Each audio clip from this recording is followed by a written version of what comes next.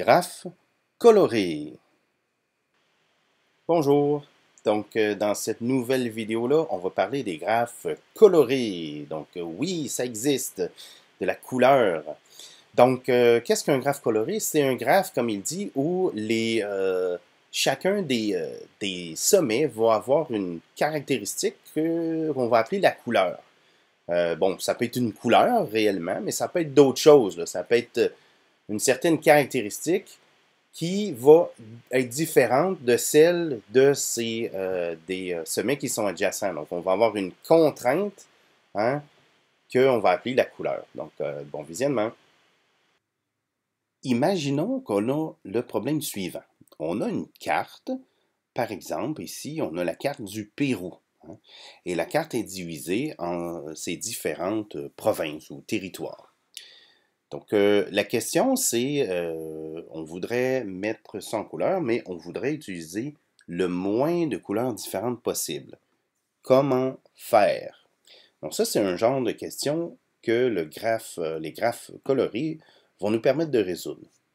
Donc, la première étape, ce serait d'associer un sommet à chacun de ces provinces ou territoires. Donc, on se crée un graphe, OK?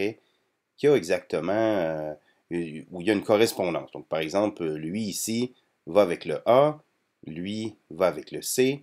On voit que le A est connecté uniquement avec le C est connecté avec le E et le F. Ce sont ces deux-là ici hein, qui connectent directement. Le F, lui, c'est lui. Il est connecté, oui, CE, comme on a dit. Il est aussi connecté au H qui est en dessous. Il est aussi connecté à lui qui est là, bon, et etc., etc. Donc ça, c'est notre graphe. Et là, la première étape, ça va être de voir chacun des sommets, quel est leur degré. Donc, on va se mettre à compter les degrés de chaque sommet. Et après ça, on va aller les placer en ordre décroissant de degrés. Donc, le sommet qui a le plus haut degré, bon, je pense que le J, c'est pas mal élevé. Le Q, c'est pas mal élevé. Le S, c'est assez élevé. Le K, on regarde, moi j'ai déjà fait l'exercice. Le plus élevé, c'est le Q, hein, parce que le Q met 7. 1, 2, 3, 4, 5, 6, 7. Hein, donc c'est le degré du sommet Q. Et je les ai placés par ordre décroissant. Donc j'ai le Q, c'est 7, le H, c'est 6. J'ai mis une liste comme ça. Lorsqu'il y avait égalité là, à 6, ben, je les ai mis simplement par ordre alphabétique. J'aurais pu les mélanger autrement, c'est pas grave. Ça, cette étape-là est faite. L'autre étape, ça va être de s'établir un code de couleur okay, qu'on va donner en priorité. Donc, voici. J'ai bleu, rouge, vert et mauve. Pour que ça soit encore plus clair, j'ai mis des symboles, hein, parce qu'on n'a pas toujours accès à la couleur. Donc, on peut utiliser aussi des symboles. Hein, ça revient au même. Ça s'appelle, ce n'est pas une couleur pour proprement parler, mais ça a exactement la même fonction. Ça vient différencier les sommets. Donc, quand je vais attribuer les sommets, je vais utiliser ces codes-là et je les ai placés par ordre de priorité. Donc, je fais le bleu en premier, le rouge ensuite, le vert ensuite, et finalement, si je n'ai pas le choix, uniquement, je vais prendre le mauve. Là, je vais me mettre à attribuer une couleur à chaque sommet en ordre. Donc, le premier, c'est le Q, je le mets en bleu.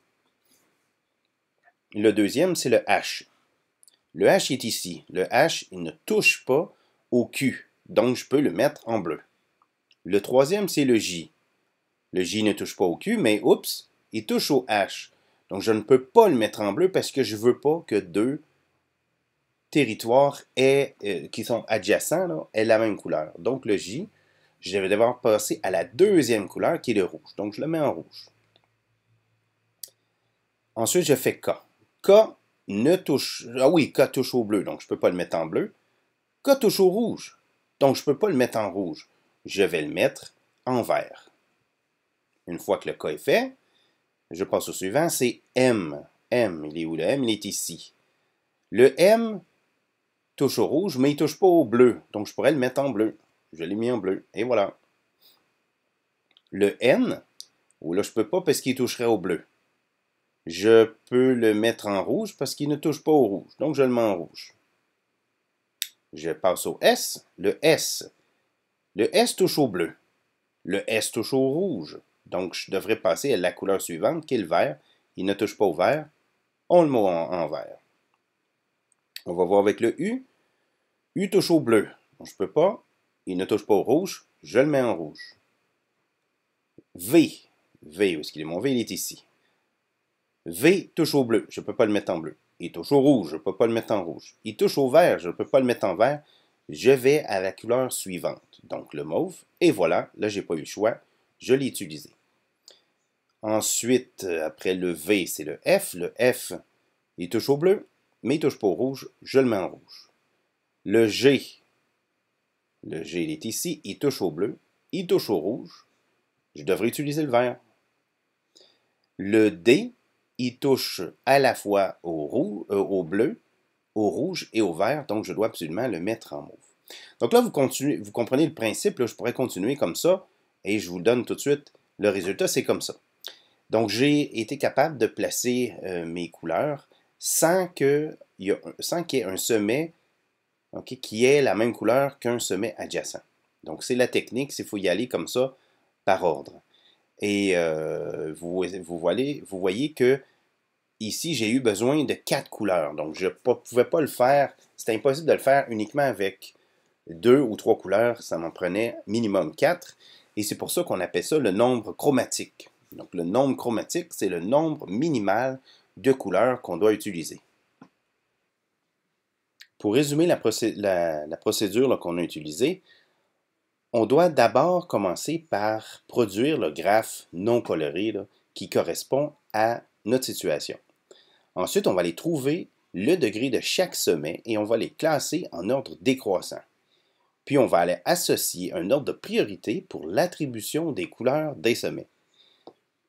Ensuite, on va colorier les sommets par ordre décroissant de degrés en suivant la priorité pour l'attribution des couleurs, mais il faut respecter la contrainte que 2 sommets adjacents ne peuvent pas avoir la même couleur.